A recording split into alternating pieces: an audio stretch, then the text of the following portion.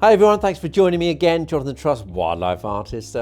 Now look, a lot of people ask me how to paint an elephant. It's one of those animals that if you paint wildlife, you're going to want to paint eventually. You're going to paint an elephant. Now, I've painted hundreds of elephants over the years. I love painting elephants, definitely my favorite animal. I pulled this one out of a gallery to show you, and we'll have a close-up of that in a minute. Now, this is obviously an elephant. It's got some nice light on it. This painting here is called Purple Rain, and I thought it'd be interesting to paint him. Now, when I'm demonstrating painting, I want to be quick. Got to paint it really quick, otherwise it gets pretty boring, you know. So I thought what would be interesting to do, I've already prepped a board, and you can see how to prep a board on my YouTube channel here. Just look at one of the other programs, and I've also sketched it and put these darkest areas in already just to help speed the thing along. Now the idea is I'm going to paint this really quickly. I'm going to load up the palette with all the colours and just get stuck into it, and we'll do it real time and see how it goes. So I'm going to paint this quite quickly, which will also show you the beauty of oil paints, but also show you how easy it is to paint an elephant.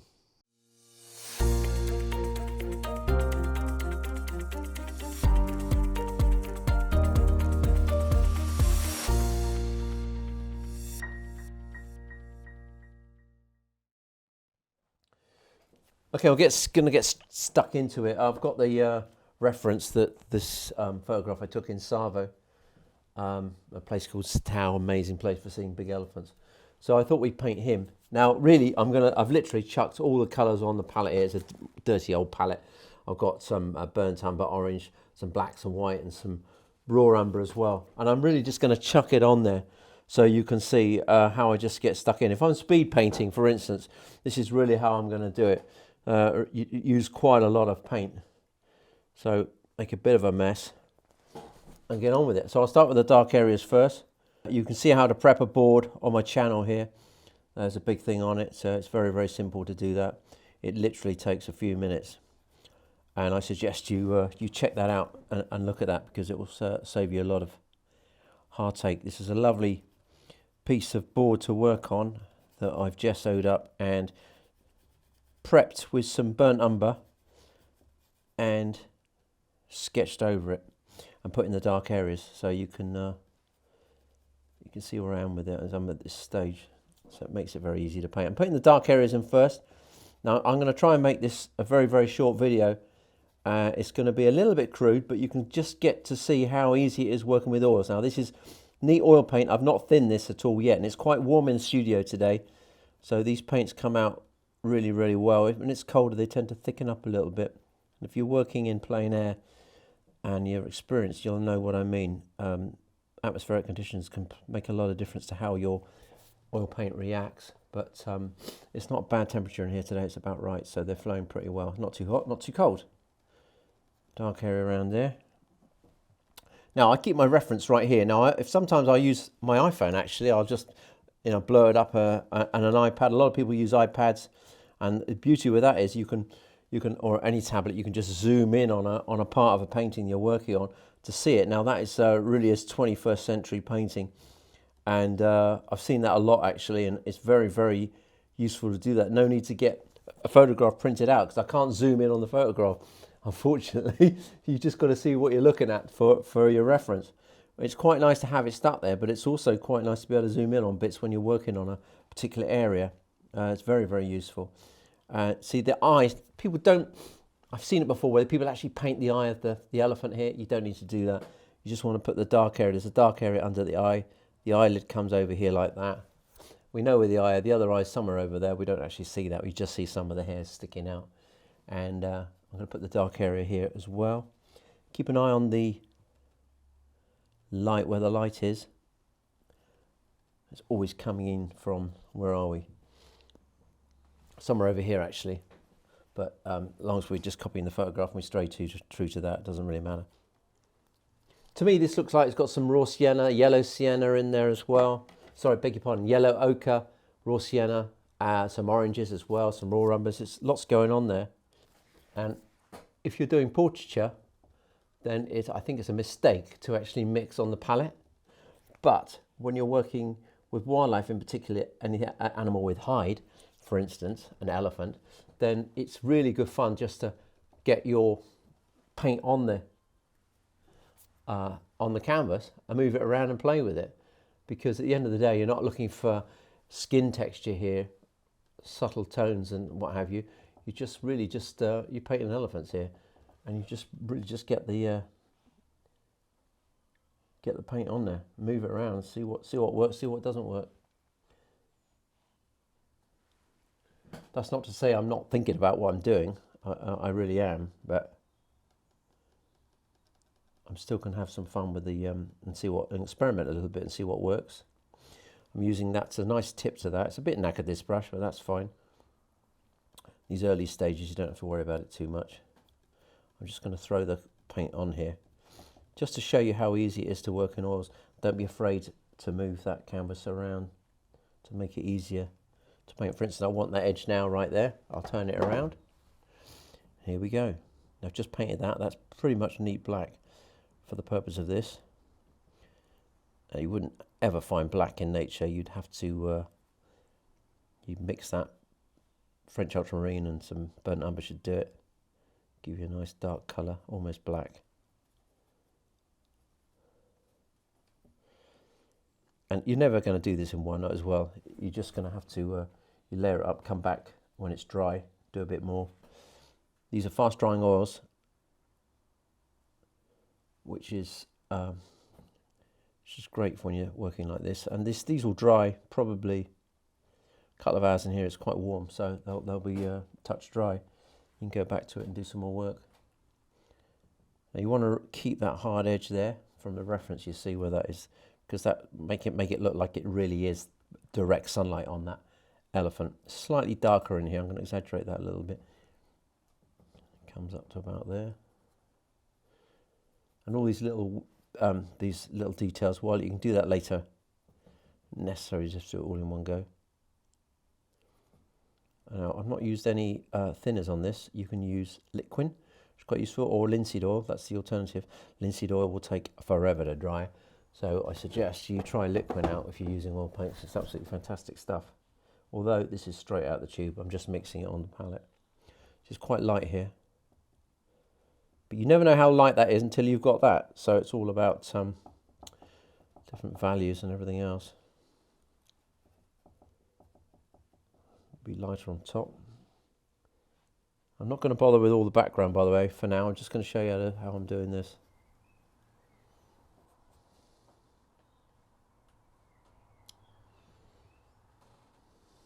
So we're just creating impressions of stuff here. Now I'm working left to right because if I went the other way around, I'd smudge everything. So if I did that first, then my hand would be here and I'd be smudging it. It's quite nice to rest it here, especially for the purpose of this, where we are working quite quick.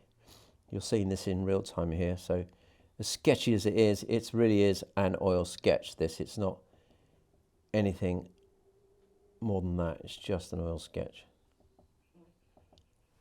But you get the idea. You'll see how easy it is working with this medium.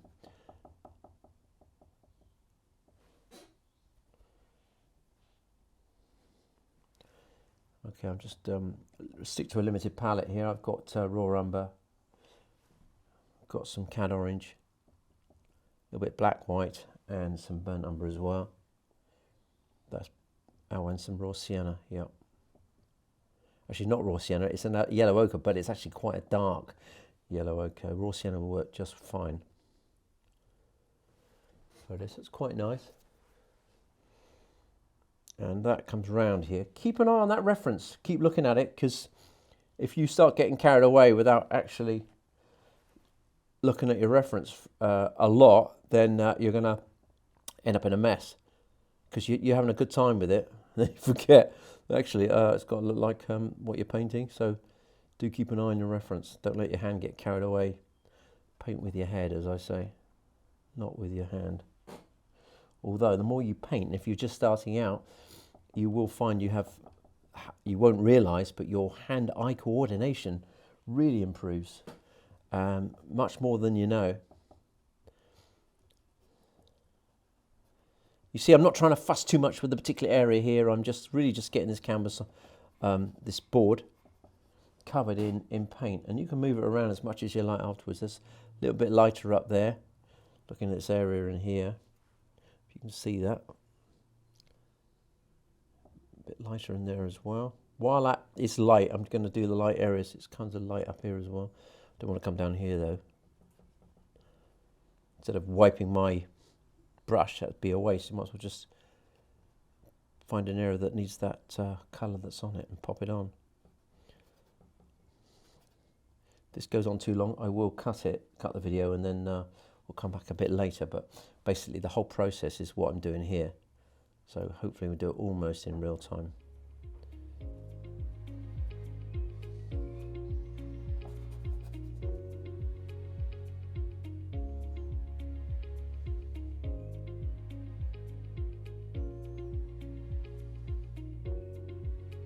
So what we're going to do, we've obviously, well, I've obviously lost where the eye, I originally sketched the eye, but looking at this eye here, it's flat across here, so the eyeball, now it's, don't paint the eyes in an elephant, you don't see the eyes, you only see the eyelashes and the eyelid, generally.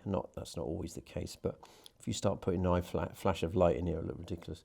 So you don't need to be painting eyeballs and stuff like that. You just want the eyelid, and that's important to get that in the right place, obviously, because it would suggest where the eye is. So I've just got a smaller brush here, and I'm just going to work this area with a little bit more detail than I have so far. I just want to get that eye in the right place, and of course I always get distracted. Think, oh, I'll just do that bit, that's not quite right, and that's not quite right. And then just using that finger to blend the paint there, wet and wet, and everything else. Right, so I'm just going to smooth this dark area over, and then I'm going to put the eyebrow in, which will tell me where the eye is, or tell the viewer where the eye is anyway. So at the moment you've just got this dark area. Now it may look right, it may look wrong, I don't know. At the moment it's hard to tell.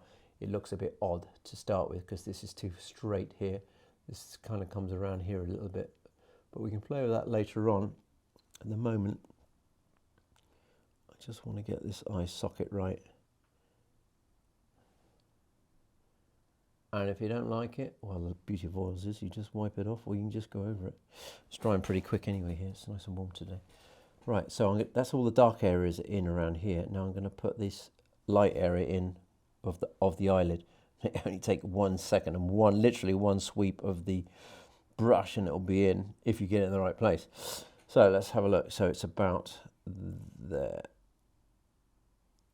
It's about there. So that alone suggests where the eye would be. I don't know if that makes sense, or what that looks like on camera. I can't tell, but I might just exaggerate that a little bit. So there's the eyelash rather, that comes over the top, the eyelid I should say, and the eyelashes are over here. Well, I'm not going to put those in because from this distance you wouldn't see them, or you might just a little bit. I'll have to look at that. So here, some lighter areas here. Now, as I say, once this is dry, you can put a little bit of liquid on your brush here, and it will thin the paint just enough. And what that does, it eases the flow of the paint, but it still counts as thick, so it will not crack over the thick paint underneath, although it is thinner, which is useful stuff. If you use terps or low odor thinners as the alternative, and you started to do that, then you could get into some problems. But liquid is, there's plenty on the internet about it, so I shan't bother going into it, but it's a very good, useful medium, and an alternative to linseed oil, which takes forever to dry, as I've said.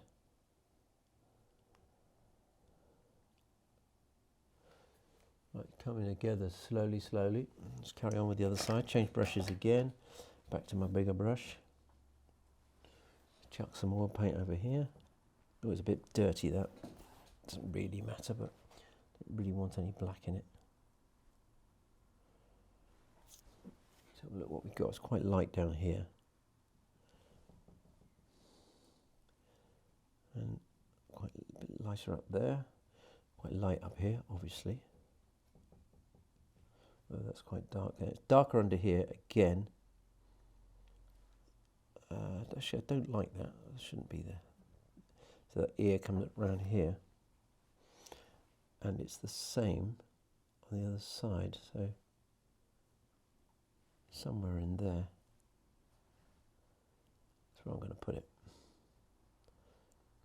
And that comes down to the eye socket. The eye's there, so it tends to come round, and the eye socket is in there. So this is the importance of studying your animal, or at least keep true to the photograph you're working from. It's good to know your subject, obviously. I mean, back in the old days, I think they would have studied bone structures and everything else, which they did, especially with horses and what have you. And there's some merit to that. Well, obviously.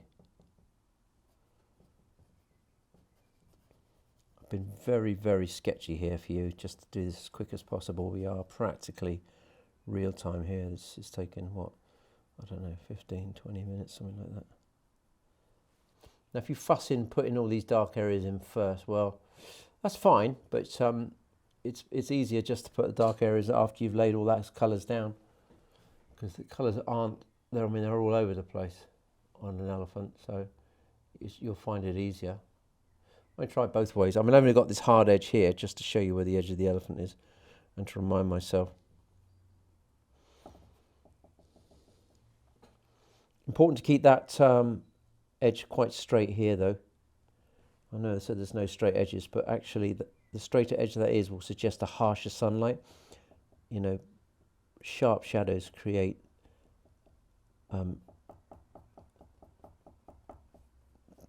a better, well, obviously a more of a direct sunlight, because that's what you're going to get, these dark shadows. Straight shadows, I should say. And gives the elephant some shape as well, and obviously that ear, and creates a 3D effect as well, which is nice.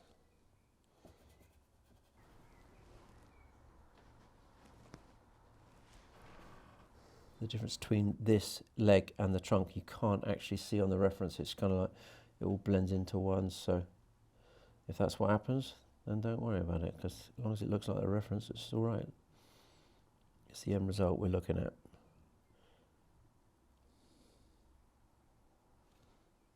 Actually, I do remember Dave Shepherd saying to me once, I said, look, I'm not sure this is how you do it, Dave. He said, well, it doesn't really matter, does it? So it's the end product you're looking at. I went, well, I guess so. Right, I'll turn it on its edge. Here we go.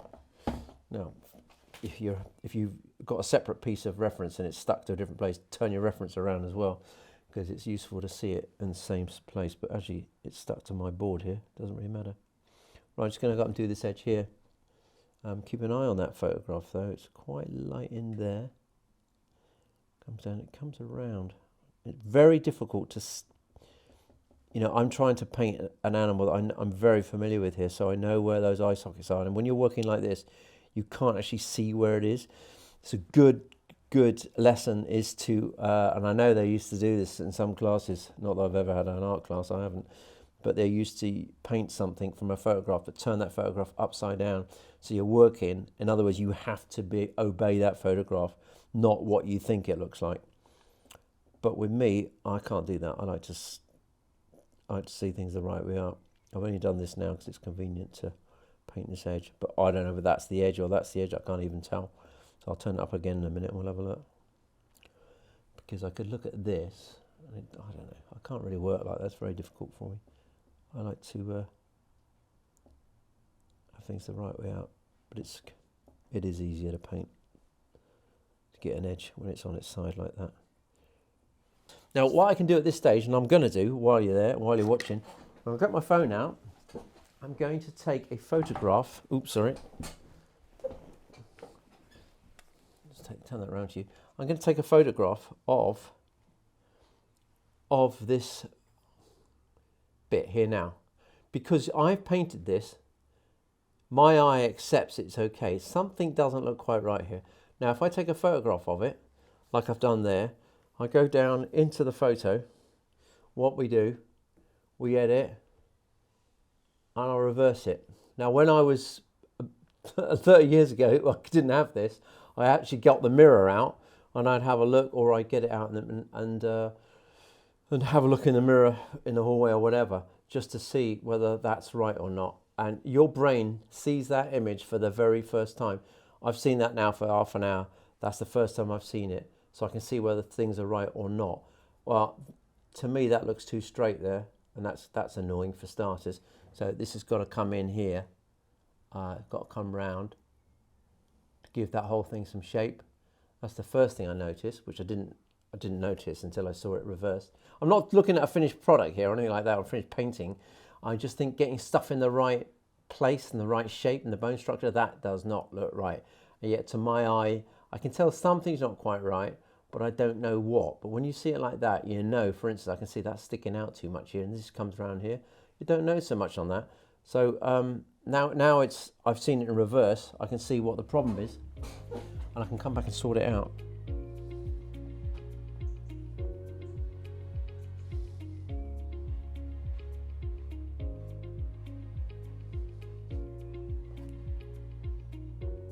Right, well, you join me about 5 minutes later. I've just done this very, very crudely. It's an oil sketch, just a study of an elephant here. So I've done these tusks, just put in the colours. Now you can check out on my channel how to paint elephant tusks, and I suggest you do that, and you can see how I did that. Very, very crude. These will dry now. When they're dry, I'll go back in with more paint, and I'll probably do a bit more and fuss with it a little bit more. But anyway, because this is just a study, I'm now going to finish the trunk, and then we'll just call this one done. So what you can do, you can either put these lines in. This is the trunk. This is a very, very crude way of doing it. If you're going to do it, make sure they're in the right place.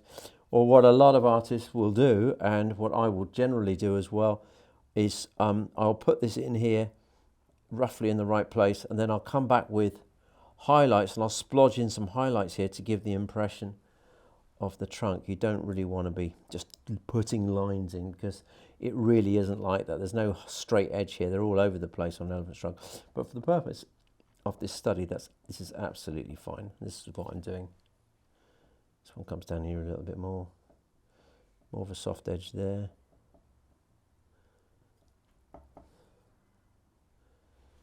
And I've added a little bit of liquid into the paint here, because it's quite dry, so this will come across here. What we do, we'd actually put some light areas in here with lighter, some of this colours up here. I'll just, like I say, I'll just put it on. And one more here. Keep an eye on your reference when you're doing this. And also, if I may turn this around, there's some lines up here as well.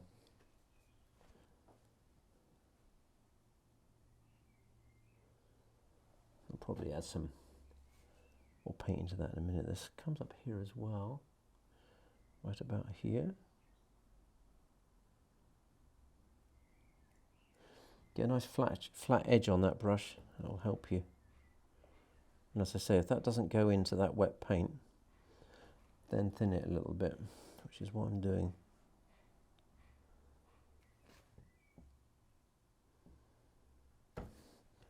Actually, it's easier sometimes to put the highlight in than it is to put the darker area in. Look, I've just put some white and orange and a little bit of that yellow ochre on the end of the brush. I'm just going to tap it in there. You know, and if you're just sketching as I am here, you know, this is not fine art painting. It's kind of fun. It's a little bit of glistening there. Leave that alone. And then you can also come along in here and do some darker, lighter areas up here. Same with on the trunk here. You can add some light areas on the top, and you'll keep working it and keep working it and keep working it. And just have a lot of fun with it. So there we are. It's just an oil sketch, an oil study of an elephant, and I might spend another 30 minutes on it, tweaking it, and I'll post the finished picture up, but I won't bore you with that bit. It's just fiddly little details, and you can pay as much attention as you like to the details and go as far as you like with it and get photographic if you really want to, or just have fun with the oils. I'm not going to bother the background here, because like I said, it's just a study of an elephant, and it's good practice. Check out my other program on how to paint tusks. Make sure you do that, and don't forget to like and subscribe, and thank you very much for watching.